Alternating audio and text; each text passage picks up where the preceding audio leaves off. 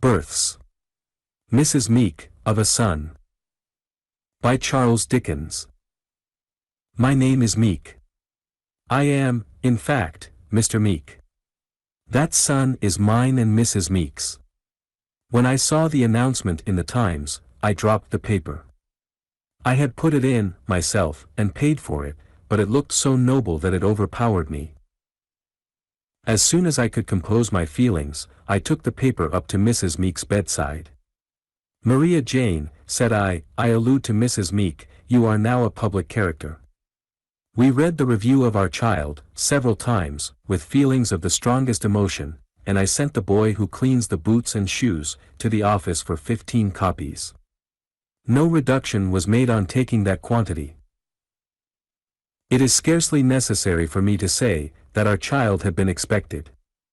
In fact, it had been expected, with comparative confidence, for some months. Mrs. Meek's mother, who resides with us, of the name of Bigby, had made every preparation for its admission to our circle. I hope and believe I am a quiet man. I will go farther. I know I am a quiet man. My constitution is tremulous, my voice was never loud, and, in point of stature, I have been from infancy, small. I have the greatest respect for Maria Jane's mamma. She is a most remarkable woman. I honor Maria Jane's mamma. In my opinion she would storm a town, single-handed, with a hearth-broom, and carry it. I have never known her to yield any point whatever, to mortal man. She is calculated to terrify the stoutest heart. Still, but I will not anticipate. The first intimation I had, of any preparations being in progress, on the part of Maria Jane's mamma, was one afternoon, several months ago. I came home earlier than usual from the office, and, proceeding into the dining room, found an obstruction behind the door, which prevented it from opening freely. It was an obstruction of a soft nature. On looking in, I found it to be a female. The female in question stood in the corner behind the door, consuming sherry wine. From the nutty smell of that beverage pervading the apartment, I have no doubt she was consuming a second glassful. She wore a black bonnet of large dimensions, and was copious in figure. The expression of her countenance was severe and discontented. The words to which she gave utterance on seeing me, were these, "Oh, get along with you, sir, if you please, me and Mrs. Bigby don't want no male parties here." That female was Mrs. Prodgit. I immediately withdrew, of course. I was rather hurt, but I made no remark. Whether it was that I showed a lowness of spirits after dinner, in consequence of feeling that I seemed to intrude, I cannot say. But, Maria Jane's mamma said to me on her retiring for the night, in a low distinct voice, and with a look of reproach that completely subdued me, "George Meek, Mrs. Prodgit is your wife's nurse." I bear no ill will towards Mrs. Prodgit.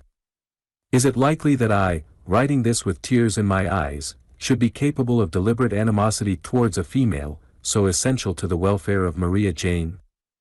I am willing to admit that fate may have been to blame, and not Mrs. Prodgit, but, it is undeniably true, that the latter female brought desolation and devastation into my lowly dwelling. We were happy after her first appearance, we were sometimes exceedingly so. But, whenever the parlor door was opened, and Mrs. Prodgit announced, and she was very often announced, misery ensued. I could not bear Mrs. Prodgit's look. I felt that I was far from wanted, and had no business to exist in Mrs. Prodgit's presence. Between Maria Jane's mamma, and Mrs. Prodgit, there was a dreadful, secret, understanding, a dark mystery and conspiracy, pointing me out as a being to be shunned.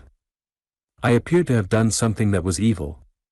Whenever Mrs. Prodgit called, after dinner, I retired to my dressing room, where the temperature is very low indeed, in the wintry time of the year, and sat looking at my frosty breath as it rose before me, and at my rack of boots, a serviceable article of furniture, but never, in my opinion, an exhilarating object. The length of the councils that were held with Mrs. Prodgit, under these circumstances, I will not attempt to describe. I will merely remark, that Mrs. Prodgit always consumed sherry wine while the deliberations were in progress, that they always ended in Maria Jane's being in wretched spirits on the sofa, and that Maria Jane's mamma always received me, when I was recalled, with a look of desolate triumph that too plainly said, "Now, George Meek. You see my child, Maria Jane, a ruin, and I hope you are satisfied." I pass, generally, over the period that intervened between the day when Mrs. Prodgit entered her protest against mail parties, and the ever-memorable midnight when I brought her to my unobtrusive home in a cab, with an extremely large box on the roof, and a bundle, a bandbox, and a basket, between the driver's legs. I have no objection to Mrs. Prodgit, aided and abetted by Mrs. Bigby, who I never can forget is the parent of Maria Jane, taking entire possession of my unassuming establishment. In the recesses of my own breast, the thought may linger that a man in possession cannot be so dreadful as a woman, and that woman Mrs. Prodgit, but, I ought to bear a good deal, and I hope I can, and do. Huffing and snubbing, prey upon my feelings, but, I can bear them without complaint. They may tell in the long run, I may be hustled about, from post to pillar, beyond my strength, nevertheless, I wish to avoid giving rise to words in the family. The voice of nature, however, cries aloud in behalf of Augustus George, my infant son. It is for him that I wish to utter a few plaintive household words. I am not at all angry, I am mild, but miserable. I wish to know why, when my child, Augustus George, was expected in our circle, a provision of pins was made, as if the little stranger were a criminal who was to be put to the torture immediately, on his arrival, instead of a holy babe. I wish to know why haste was made to stick those pins all over his innocent form, in every direction. I wish to be informed why light and air are excluded from Augustus George, like poisons.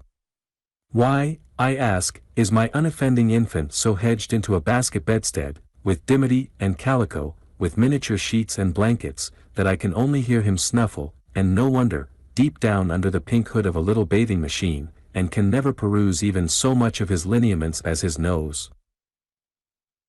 Was I expected to be the father of a French roll, that the brushes of all nations were laid in, to rasp Augustus George? Am I to be told that his sensitive skin was ever intended by nature to have rashes brought out upon it, by the premature and incessant use of those formidable little instruments?